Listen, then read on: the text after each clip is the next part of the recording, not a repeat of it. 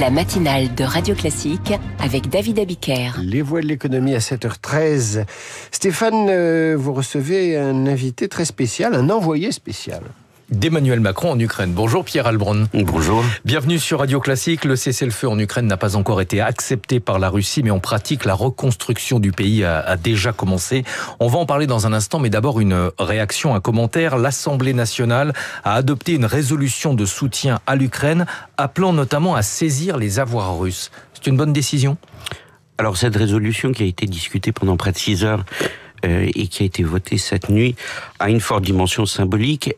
Elle pointe vers finalement deux atouts ou deux cartes qu'on a entre les mains comme Européens. Premièrement, celle de l'aide. Elle est décisive pour permettre à l'Ukraine de tenir et également d'engager la discussion sur la paix, une paix soutenable avec cette carte en main. Et le deuxième, c'est évidemment les avoirs gelés de la Banque centrale de Russie qui sont sous juridiction européenne. Donc, à travers cette résolution, il y a finalement un encouragement ou une position confortée qui est celle de l'Europe dans la discussion qui a lieu à la fois avec les États-Unis et Moscou et dans laquelle l'Europe doit jouer toute sa place, ainsi évidemment que l'Ukraine. Est-ce que les avoirs russes doivent financer la reconstruction de l'Ukraine ? Est-ce qu'il faut mettre la Russie à contribution ? Alors, il faut regarder tous les leviers qui sont mobilisables. On a déjà utilisé d'abord les revenus des avoirs gelés. On a utilisé également, d'une certaine manière, ces revenus comme collatéral à ce prêt de 50 milliards de dollars qui couvre, je le rappelle, l'ensemble des besoins financiers dans les mois qui viennent, en 2025, tous les besoins de l'Ukraine. Après, il faut évidemment, dans la durée, soutenir l'Ukraine et regarder toutes les options mobilisables. Il y en a également qui sont adossées sur le budget européen et sur la capacité, évidemment, à fournir des ressources financières supplémentaires. La France a présenté la semaine dernière une liste de 17 entreprises qui vont bénéficier du fonds Ukraine pour la reconstruction, 200 millions d'euros dans le cadre d'un accord bilatéral qui avait été conclu l'an dernier entre la France et l'Ukraine. 200 millions d'euros, évidemment, c'est limité par rapport aux besoins globaux. Quels vont être les besoins de l'Ukraine ? Est-ce qu'on a une estimation du coût de la reconstruction ? Oui, la Banque mondiale vient d'actualiser son évaluation qu'elle fait annuellement. Elle évalue le coût de la reconstruction à 524 milliards de dollars, une somme très importante, dont 176 milliards uniquement liés à la couverture des dommages directs liés aux destructions par les Russes en Ukraine.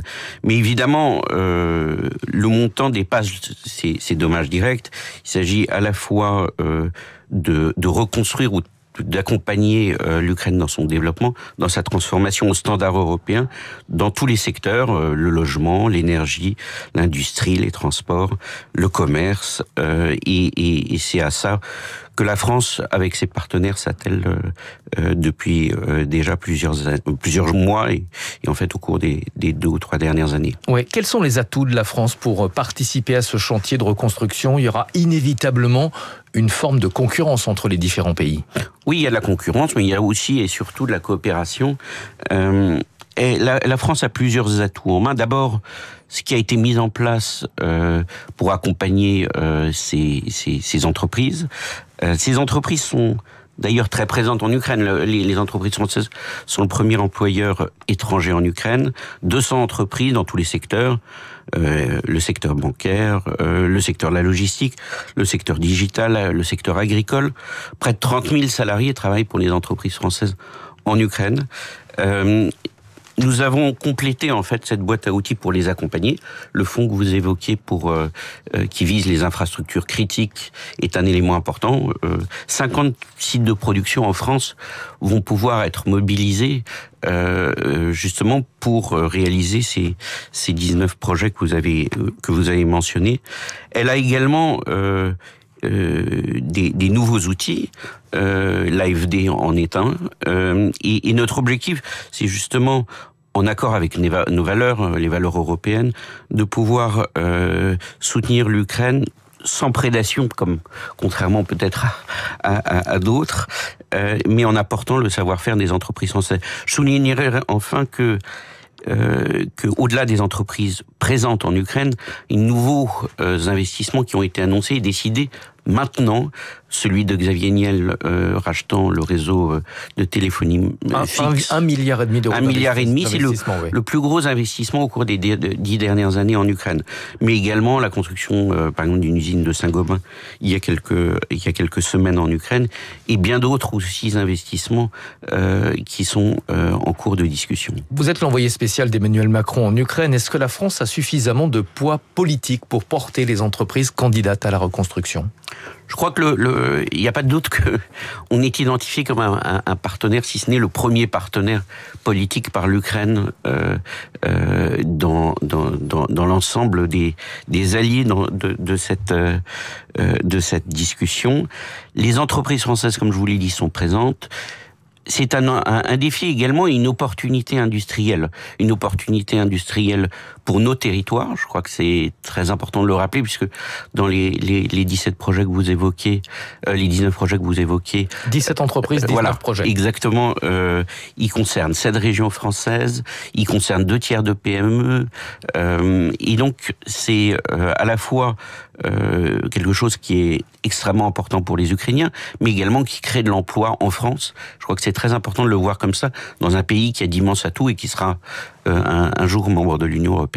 Pourquoi est-ce que l'économie ukrainienne est intéressante ? Quelles sont les forces de cette économie ? D'abord, elle a des ressources très importantes, un potentiel en termes d'énergie, par exemple, renouvelable, qui est très important. Ce sera le 2e pays nucléaire sur le continent européen. Elle a une agriculture, évidemment, qui a une capacité très forte, des réserves minérales qui sont au centre de l'actualité et des discussions également qui ont pu avoir lieu et qui ont lieu avec les États-Unis. Elle a une force d'innovation extraordinaire, ce qui, à la fois dans le secteur militaire et dans le secteur civil, elle a des ressources humaines, on le voit, mobilisables là, dans le contexte de la guerre, mais qui sont des ressources humaines d'ailleurs, qui sont actuellement souvent utilisées d'une certaine manière par les pays européens à travers la présence des réfugiés. Mais c'est une économie également qui continue à tourner. Elle a cru de 5% en 2023, de 3,5% en 2024. Donc il y a tous les atouts pour en faire une très grande économie qui doit intéresser également les entreprises françaises dans le cadre du partenariat que j'évoquais. Merci beaucoup, Pierre Heilbronn, envoyé spécial d'Emmanuel Macron en Ukraine. Merci à tous les deux. Stéphane, à demain 6h pour la matinale de l'économie. À suivre, Karine Dijoux, notre professeure de lettres classiques, et si on parlait français. Et puis ensuite, les coulisses de la politique. La bataille pour la mairie de Paris est lancée. Radio